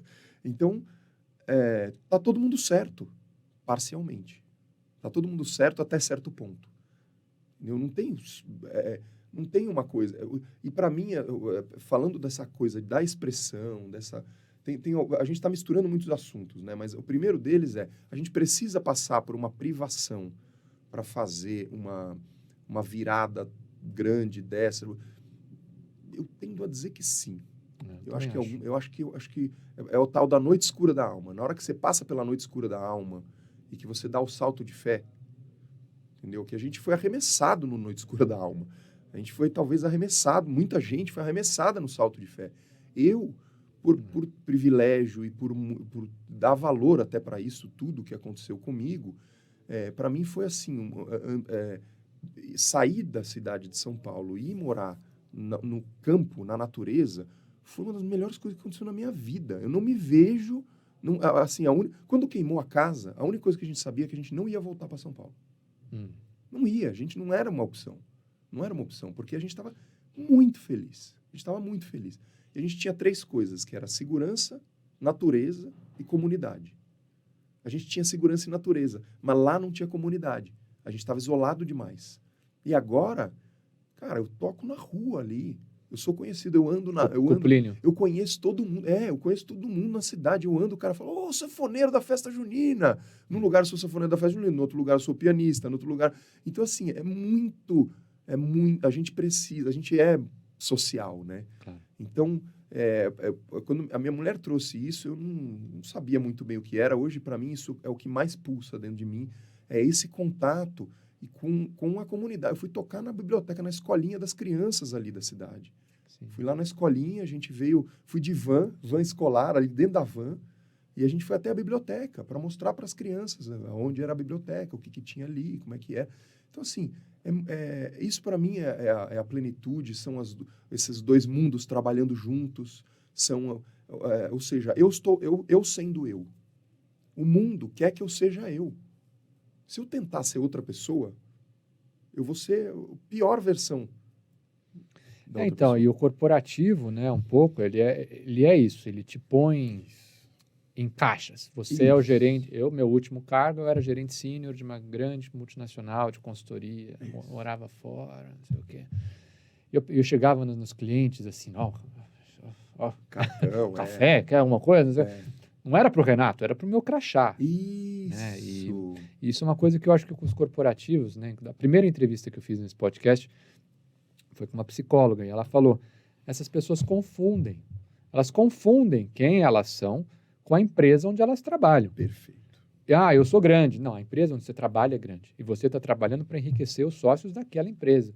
Você pode ser um sócio também, claro, mas misturar, se você é um funcionário, você acha que só porque você trabalha lá, você é grande, você está muito equivocado. Isso. Né? Isso é uma coisa que eu senti na pele também quando eu virei ator. Eu falei, bom, quer dizer que agora eu preciso lá comprar papel higiênico, eu preciso lá ter que imprimir, tem que ir na gráfica, né? Então, eu estou falando isso porque eu acho que o passo seguinte dessa noite escura, desse episódio, pensando até noite escura para pessoas durante a pandemia, sei lá, a pessoa não tinha nenhuma reserva financeira, fui mandada embora, perdi emprego, tá? Eu tenho dinheiro para 2 semanas. E agora? Isso é noite escura, meu Deus, ferrou. Né? Vou assaltar o banco, o que eu vou fazer? Às vezes a noite escura não é aí. A noite escura é quando ela acaba mesmo. Acaba o dinheiro. Não é quando tem reserva para mais 2 semanas. É quando passaram as 2 semanas e aí? Ali é a noite escura. Entendeu? É quando vai no fundo mesmo. E é nesse momento aí, passando, né, pelo vale, começando a ascensão, né? Tem um ditado que fala o tolo é o precursor do Salvador. O que eu estou querendo dizer com isso? Você teve esse encontro com esse vale, com essa sombra, com essa... a morte. A morte. Para você criar algo novo, você vai ter que necessariamente se passar por tolo quando você começar algo novo. Porque é o exemplo que eu te dei antes da gente começar. Uma criança está aprendendo a andar, ela cai. Ela não sabe andar ainda. Então, se você, principalmente para aqueles que estão buscando mudar de carreira e tal, começar algo novo, você vai necessariamente fazer muita cagada. Muita. Para falar português, claro. Muita. E principalmente o pessoal do corporativo, que é grande, não sei o quê, não. Cara, se prepara. E abaixa a bola, porque vai precisar encarar muita sombra, muitos defeitos, muitos medos históricos e vai ter que se dispor a se passar por tolo, para poder, uma vez que você... Acho que isso, inclusive, está na escala do entendimento, né? Você começar a ganhar um pouco de tração nessa nova rodada, você começa a ganhar experiência e, consequentemente, possa um dia se tornar um mestre. Mas vai ter que passar pelo... Tem. E só para finalizar esse ponto, eu gosto muito de Hegel, né? De, assim, a coisa da tese, antítese e síntese. Certo. Então, Então, tem uma tese, agora eu quero fazer essa outra coisa, essa antítese aqui. Cara, você vai ter que achar uma síntese entre essas duas coisas. Vai ter que ser uma mistura de onde você veio, para onde você quer ir, para o que você vai encontrar nesse meio termo aí. E precisa de muita humildade, precisa de muita clareza, né, para explicar o que eu quero fazer, para onde eu vou, né? Eu, quando virei de carreira, eu trabalhei um tempo com improviso, trabalhei um tempo com empreendedorismo social, mas as pessoas perguntavam, o que você faz, cara? Eu ajudo a pessoa a fazer isso, aquilo, mas eu mesmo não sabia explicar. Né? Então, é uma coisa complexa. Mas eu entendo como o empreendedorismo, né, essa virada, ela tem que ser regada por arte, por uma humildade, não no sentido, né, como eu sou, mas humildade no sentido de saber o seu lugar, de que você é um aprendiz, de que você está ali para aprender, que você vai cometer erros.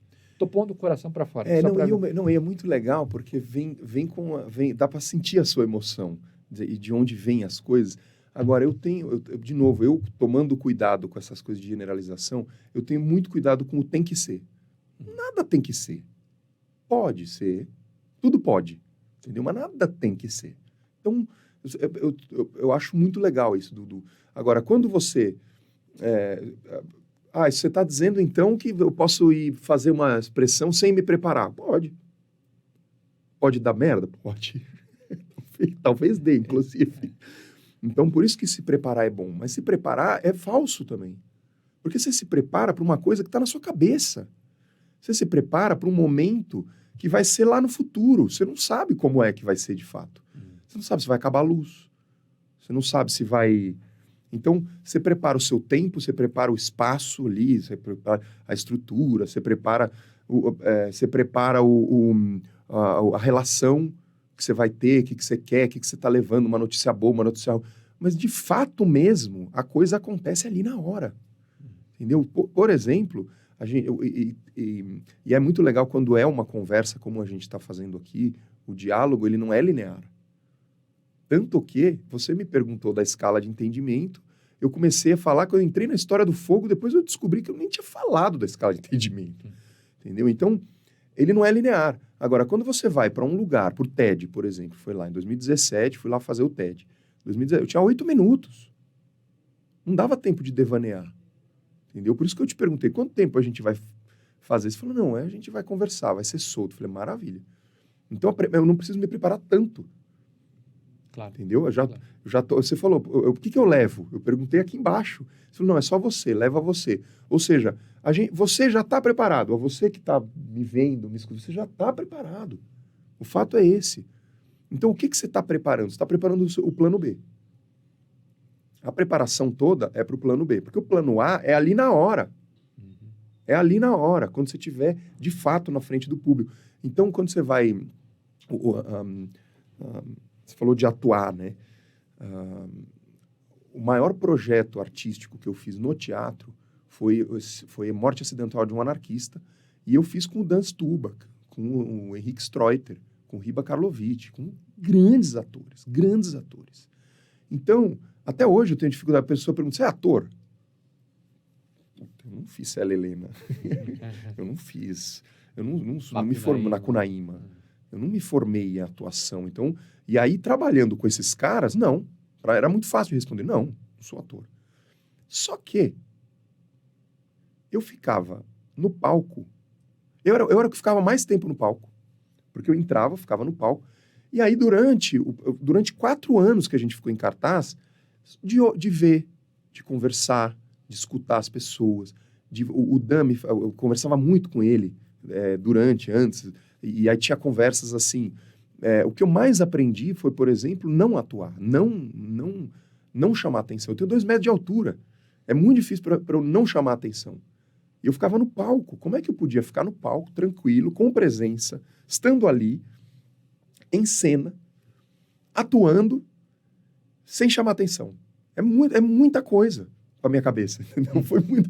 E aí esse aprendizado, e aí hoje eu falo, putz, eu acho que a gente tem um pouco de ator aí, todo mundo, né? Todo mundo atua um pouco. A dramaturgia da vida, você é o protagonista da sua dramaturgia ali, que é o que a gente está falando aqui. A gente fala de jornada de herói, a gente fala da teoria de mudança, complexidade e tudo. A gente está falando disso, a gente está falando dessa dramaturgia da vida, que acontece, a vida é o que é, ela segue, ela é um movimento. Ela é integral, né? Ela é integral.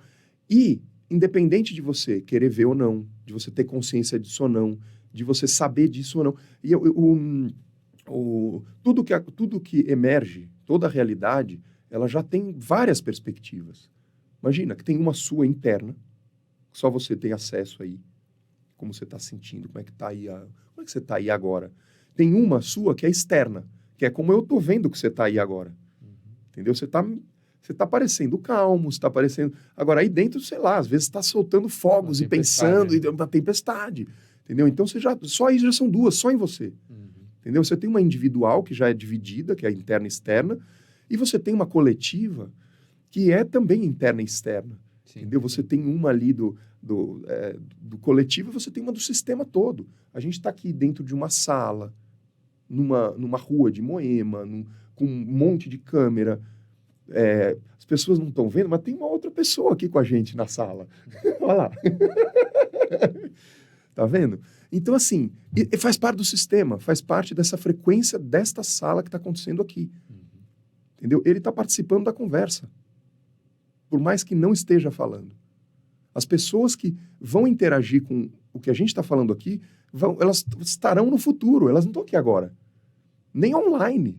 E detalhe, esse conteúdo vai chegar até essa pessoa através de uma onda eletromagnética que está compactada no momento num cartão de memória, que vai depois ser carregado na nuvem, que aí vai jogar num distribuidor de conteúdo chamado YouTube, Spotify, agregador. Olha essa loucura. E a pessoa vai receber um som que vai vir por um fio que está conectado, ou o Bluetooth lá, que está conectado a um aparelho que vai transmutar um dado numa onda eletromagnética que vai virar um som e entra no cérebro, bate no sistema da pessoa, no sistema de crenças, valores, quem sou eu, filosofia e tal.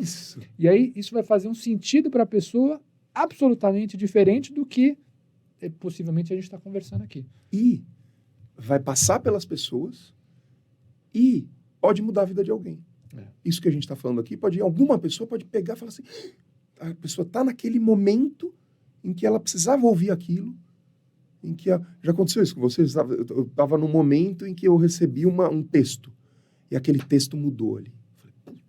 Um livro, aquele livro que muda. É muita coisa acontecendo, cara, que a gente esquece de ter, ou seja, brincar de olhar para essas coisas em câmera lenta, de olhar para as coisas, esticar o tempo, diminuir o tempo, o brincar. O olhar do palhaço, o olhar da brincadeira, o olhar da criança é o que permite essas coisas. A gente olhar para isso, porque é muito complexo. A arte existe porque a vida não basta. Não dá. Gostei. O Ferreira Goulart que falou isso. A arte existe porque a vida porque não a vida basta. não basta. Legal. Ou seja, e aí você entra na arte. Aí a arte, para mim, ela tem realmente uma manifestação divina. Então, o que eu te mostrei aqui antes da gente começar, eu mostrei no meu celular um vídeo. Era um vídeo da gente tocando numa esquina. A gente tocando, o Rodrigo Gouveia, que é o meu parceiro de música, e a primeira vez que a gente estava se apresentando em público. A gente se encontrou tocando em São Francisco Xavier, conectou ali sonoramente, musicalmente, o cara de pessoas, foi muito legal. A gente começou a se encontrar mais, falou, vamos fazer isso, vamos... E não tem ensaio. Isso para mim que é o mais legal. Entendeu? Por isso para mim que eu falei da plenitude, são encontros como esse que só acontecem quando você está pleno. Quando você está em você mesmo e você está sendo você mesmo. Entendeu? E foi exatamente isso que aconteceu. Eu estava numa jam ali, aí eu montei um piano, e aí eu esqueci essa coisa de vergonha, de tocar em público, de sair tocando, sei lá, não importa, sei lá se está conectando ou não, e aí de repente, quando você vê que está conectando, aí que você vai se... E aí teve um dia, numa jam, que esse cara estava junto. O que aconteceu naquele dia, naquela esquina ali que a gente estava tocando, só aconteceu ali e nunca mais vai acontecer igual. Entendeu? Pode acontecer melhor, pior, mais longo, mais curto, mas igual, nunca mais. Uma coisa no teatro que eu aprendi é a mesma coisa, né? Assim, o diretor com quem eu trabalhei falava, é impossível que existam duas apresentações iguais. Impossível. Absolutamente impossível. É a mesma peça, o mesmo texto, as mesmas marcações de cena, é tudo igual, mas é diferente. E eu entrar nisso esqueci também. Eu falei, porque isso, essa coisa do ator, o teatro, essa Morte Acidental de um Anarquista que eu fiz, foi a peça que eu mais apresentei na vida. Cara, tinha hora que eu falava, não é possível, vai começar tudo de novo. Às vezes a gente fazia 2 apresentações por dia. Então terminava uma, a gente começava de novo. E aí eu falava, nossa, não é possível. Tinha vezes que eu não aguentava mais. Eu não queria estar ali. Entendeu? Isso para mim é muito louco. Sim. De você estar numa profissão em que você tem que se entregar por inteiro ali, estar ali, porque ali é a arte da presença, né? O teatro é a arte da presença. Você tem que estar ali. Se você não estiver ali, as pessoas sentem, passa isso. Passa pela história. Vamos tentar, então, fazer uma ponte, meio que caminhando para o desfecho da nossa conversa, dessa arte, dessa presença, desse divino, né, que você mencionou, para um empreendedorismo, para uma transição de carreira, para aproximar o desconhecido do conhecido, no sentido de, para quem está querendo uma transição de carreira, para quem está querendo abrir um negócio, para quem está querendo, seja o que for, como é que essa pessoa pode se utilizar dessa presença que a gente está tentando discutir aqui, que quando a gente tenta expressar, parece que ela fora, escapa a mão, né? Mas essa eterna impermanência de tudo, essa vida ao vivo, esse silêncio criativo, não sei como é que a gente pode chamar. Como é que com isso a gente pode criar uma sociedade mais justa, uma sociedade mais ética, fortalecer o empreendedorismo, cultivar nas pessoas melhores relações, contribuir para uma sustentabilidade real e não paz e amor fictícia de quem quer sair bonito na foto, e, consequentemente, beneficiar a todos? Primeiro que presença é algo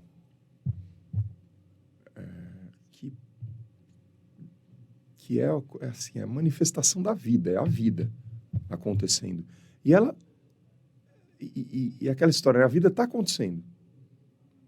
O movimento está constante, para frente. Tanto que no começo a pessoa falava, na pandemia, começou em 2020, as pessoas, quando voltar ao normal? Então não tem voltar. Não tem, né? Não volta. Não volta, só vai. Só vai. E normal?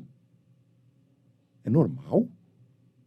Eu cheguei hoje aqui em São Paulo. Eu fiquei 1h30 na Marginal. Nem na Marginal, antes da Marginal, durante a Marginal e depois da Marginal. 1h30 no trânsito. Não pode ser normal isso. A gente normaliza as coisas. A gente normaliza uma mesa de jantar com todo mundo olhando para o celular. Ou seja, cada um está num lugar diferente ali. Elas estão presentes, mas não ali, naquele lugar físico. Entendeu? Então aqui, estamos nós três aqui na sala. Vou sempre trazer como você chama? Esqueci. Diego. Esqueci não, porque eu não tinha perguntado. Agora, obrigado. Então, estamos nós três aqui, nessa sala. Entendeu? Estamos presentes aqui agora. E eu não sabia se o Diego estava presente. Quando eu comentei ali, eu estou vendo que ele está muito presente. Ele está muito aqui. Ele está super aqui. Então, assim, eu olho para você, a gente se conecta, você está super aqui. Agora, é muito comum hoje a pessoa entrar no ralo. O celular é um ralo. E todos nós estamos sofrendo com esse ralo. Eu sofro com esse ralo. Eu também. Minha mulher sofre com esse ralo. Minha filha sofre com esse ralo. Ela sofre não porque ela fica no celular. Ela não, a gente evita muito tela com ela. Mas ela vê a gente. Então, às vezes, ela me chama e eu estou no celular. Entendeu?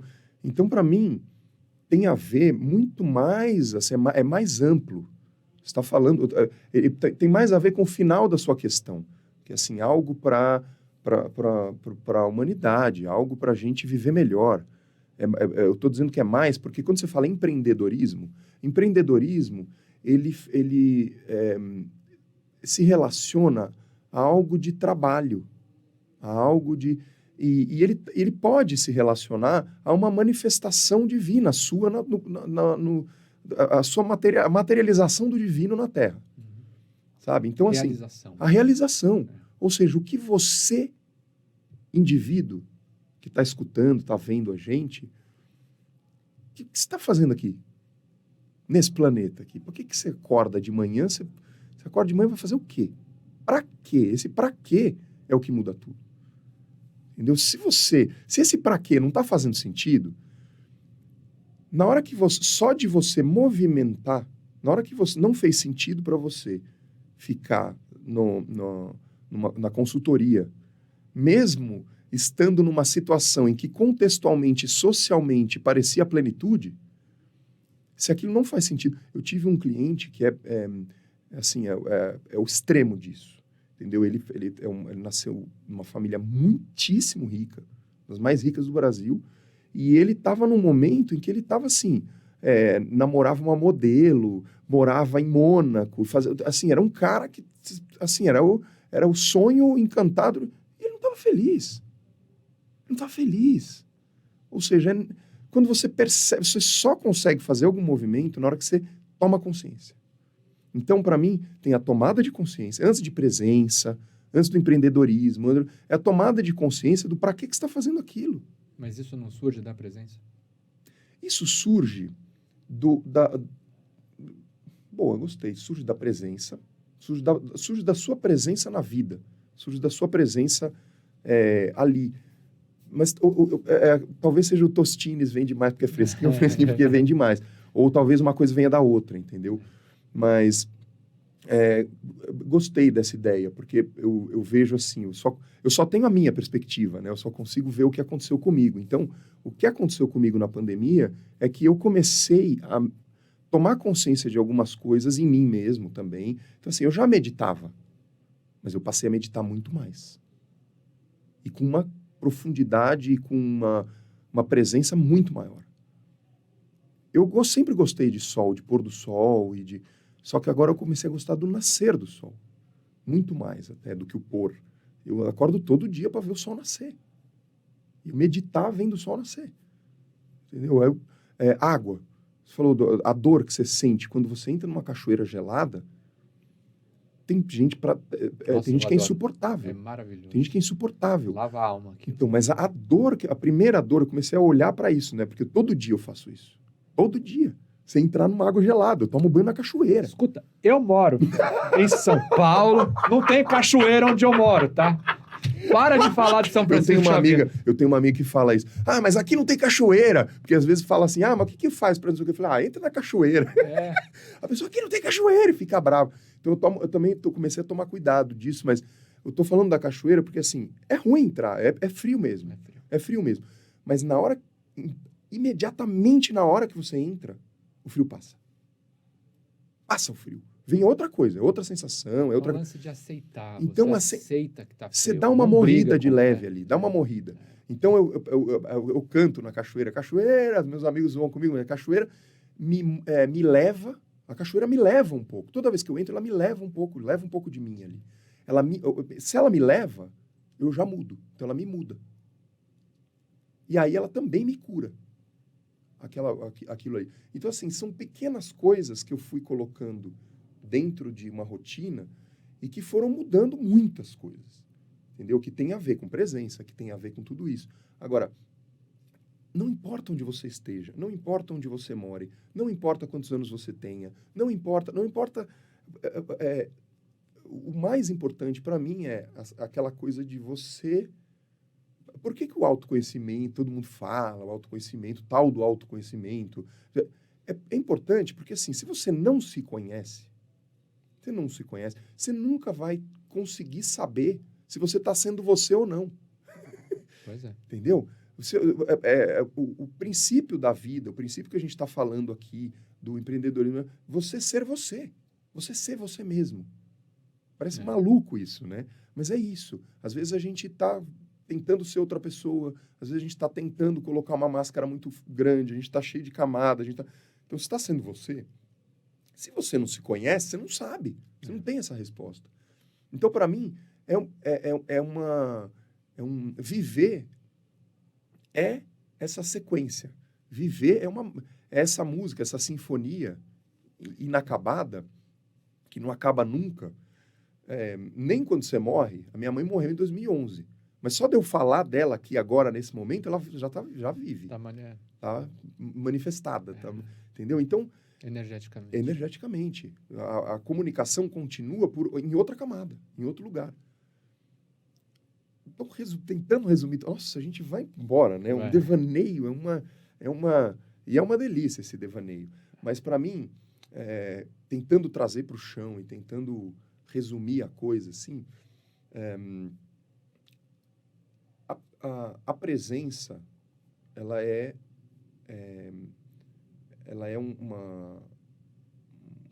um elemento necessário para você viver.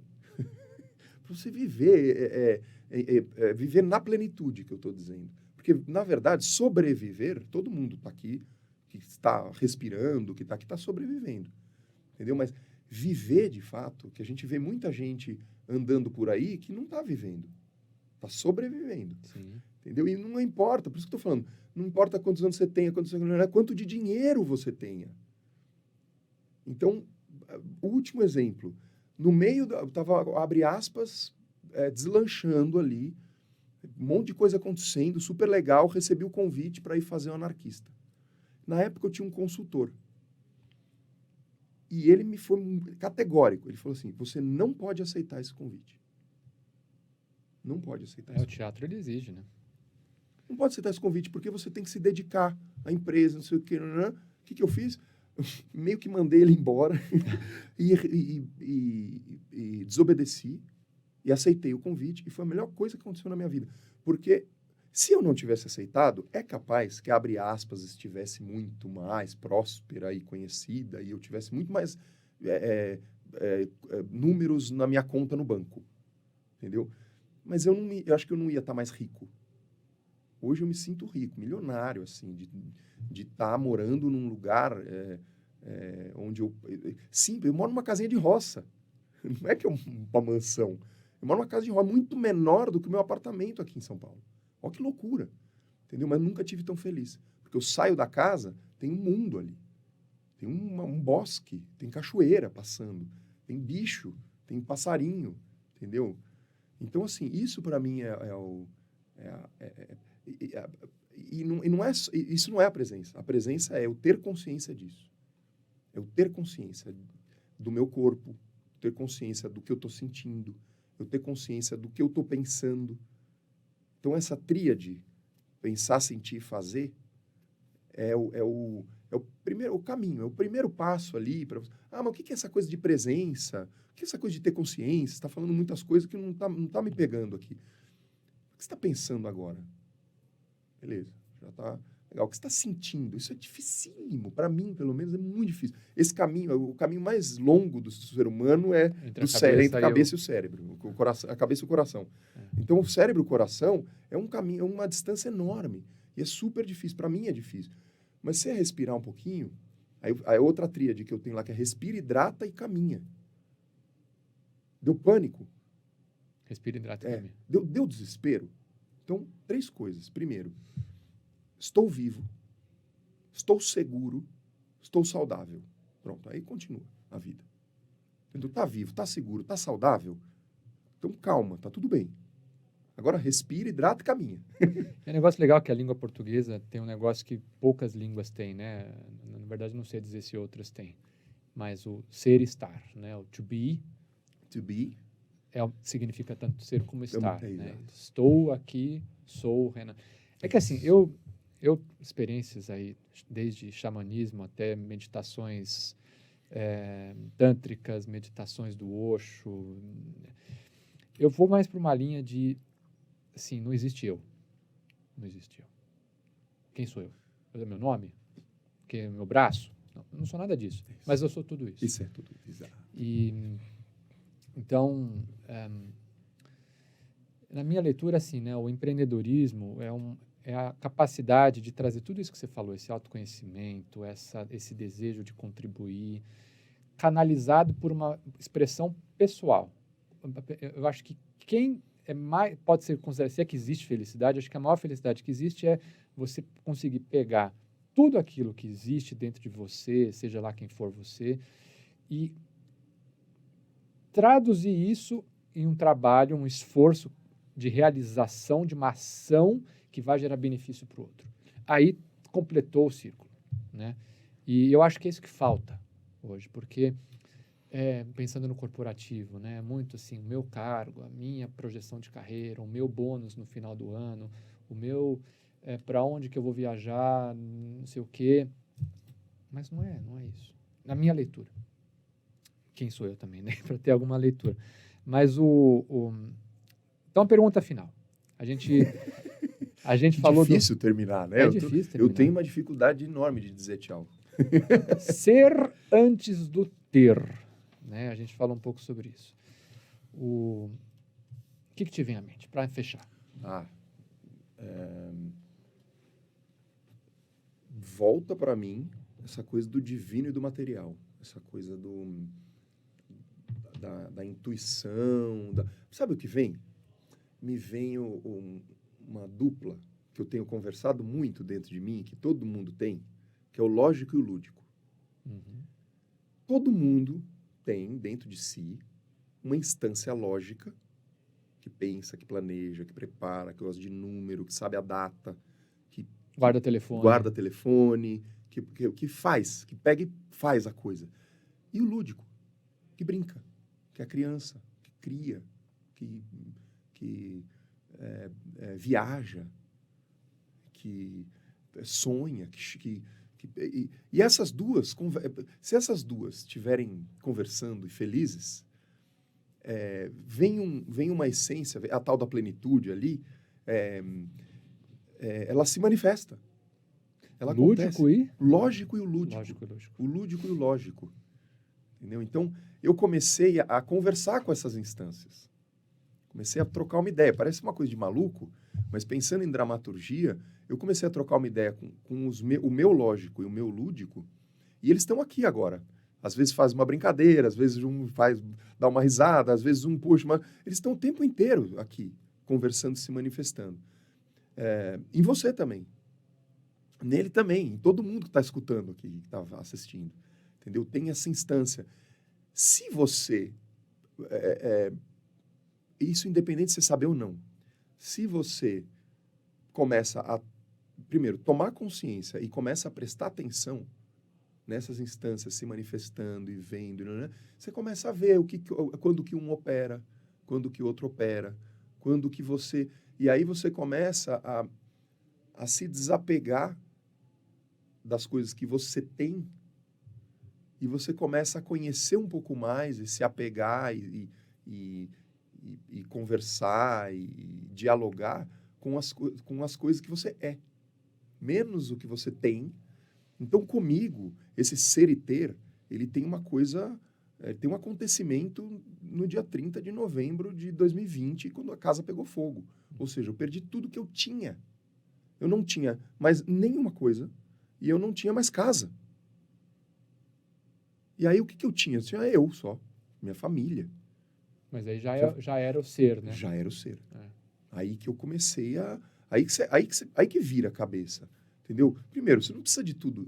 Tudo que você tem, você não precisa de tudo. Entendeu? A gente poderia estar fazendo essa mesma gravação aqui num carro com celular? Poderia. Ia ficar tão bom quanto o que vai ficar? Não, não vai. Não ia. Entendeu? Mas o que a gente está... O que eu estou querendo dizer é que o que a gente está falando aqui e o que a gente está construindo aqui juntos, o que existe entre eu e você agora, nesse momento, é muito maior do que qualquer equipamento que está dentro dessa sala. É muito maior. Entendeu? É muito mais potente, muito mais poderoso do que qualquer equipamento. Entendeu? Então, é muito interessante essa conversa do ter e do ser, porque não é um é melhor que o outro, ou um é mais importante que o outro. As duas coisas são importantes. É que um vem antes do outro. Um vem antes do outro. O eu, quando você fala não tem o eu, só de você falar eu sou, esse eu sou é o ponto de origem ali. Esse eu sou, da onde que vem esse eu sou? Quando você estava na barriga da sua mãe? Ou ele acontece talvez antes do momento em que o espermatozoide do seu pai fecundou o óvulo da sua mãe? Ele já existia eu sou ali. Já tinha o Renato ali. Não chamava Renato, mas já tinha ali você. A sua essência já estava ali, naquele momento. Aí ela foi se manifestando, aconteceu e estamos aqui hoje. Entendeu? Muito louco. Muito louco. É muito... Falando em essência, então, em ser, eu estou muito agradecido e feliz por ter estado e, ao mesmo tempo, sido Renato com o Rodrigo. E eu queria te deixar um enorme agradecimento. De verdade, eu aprendi muito com você. Eu acho que o seu trabalho é lindíssimo, lindíssimo, extremamente necessário para o mundo, porque comunicação é uma coisa que todo mundo precisa, é uma coisa que muita gente acha que não preciso, não é tão relevante, mas é extremamente relevante. E a sua capacidade de poder sintetizar as coisas, de explicar as coisas, de passar a informação, isso é absolutamente fenomenal. E eu queria deixar, então, novamente, um grande agradecimento. Renato, obrigado. Eu que agradeço, porque nesses momentos, imagina, eu tenho, abre aspas, desde 2009. Então, já faz um tempo. Eu trabalho com isso há mais de 20 anos. Entendeu? Então, assim, já gravei podcast, já gravei. Agora, tem momentos que você tá diferente mesmo. Então, a sensação é de que eu comecei a expor coisas de um lugar diferente. entendeu? De mim, desse meu ser aqui, dessa Fico muito coisa feliz. que tem. Então, eu agradeço muito porque tem essa... A gente precisa, né, todos nós passamos por isso, a gente precisa dessa confirmação. É isso mesmo, faz sentido isso que eu estou fazendo? Só E vai, aí, é o quando que você... falou, eu estou indo, mas quando vem uma confirmação externa, nossa, sabe que alimenta tudo, alimenta esse movimento que está acontecendo, alimenta o meu ego mesmo também, alimenta um monte de coisa, entendeu? Então, agradeço também. Podemos finalizar com som, então? Lógico, podemos finalizar com vários sons. Eu posso até fazer uma poesia, se quiser, que é essa aqui, ó. Na chácara do Chico Bolacha, o que se procura nunca se acha. Quando chove muito, o Chico brinca de barco, porque a chácara vira um charco. Quando não chove nada, o Chico brinca com a enxada e logo se machuca e fica com a mão inchada. Dizem que na chácara do Chico só tem mesmo chuchu e um cachorrinho coxo que se chama Caxambu. Por isso que na chácara do Chico, que se procura nunca se acha. Coitado do Chico Bolacha. Cecília Meirelles. Tá rindo, ó. Tá rindo também, ó. Fenomenal. Olha, que honra. Eu não sei nem o que falar. Essa risada. Já deu. Muito obrigado. Obrigado, gente. Para você que está assistindo, até o próximo episódio.